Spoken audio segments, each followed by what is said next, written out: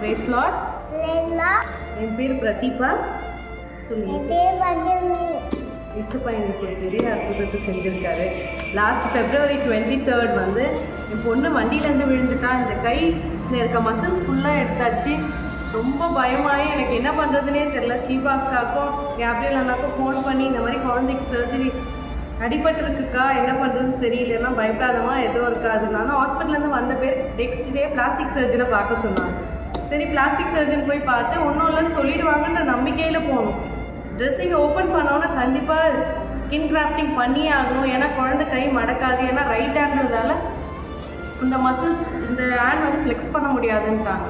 அப்போவும் அக்கா சொல்லியிருந்தாங்க, இல்லைம்மா கண்டிப்பாக குழந்தைக்கு சர்ஜரி இல்லாமல் சரியாயிடும். அந்த நம்பிக்கையில் சரி செகண்ட் ஒப்பீனியன் போகலான்ட்டு இன்னொரு பெரிய ஹாஸ்பிட்டல் ரேல் ஹாஸ்பிட்டலுக்கு போனோம். அங்கே வந்து ரொம்ப நேரம் வெயிட் பண்ணி அதுக்கப்புறம் உள்ளே போனோம். இருந்தாலும் பெரிய ஹாஸ்பிட்டல் கண்டிப்பாக சர்ஜரி பண்ணிடுவாங்கன்ற மைண்ட்லேயே தான் போனோம். இருந்தாலும் அக்கா கொடுத்த நம்பிக்கையில் கண்டிப்பாக கடவுள் சரி பண்ணிடுவார்.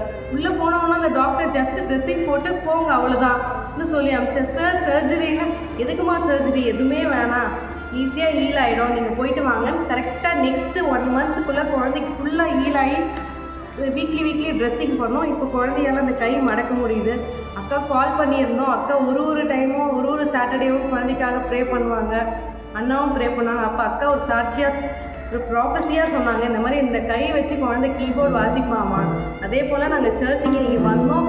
குழந்தை நாங்கள் யாருமே எதுவுமே பண்ணல, என் பொண்ணே போய் கீபோர்டு வாசித்தா. அந்த அக்கா சொன்னது நிறைவேறிச்சு. கடவுளுக்கு ஒரு ஆன கூடி நன்றி.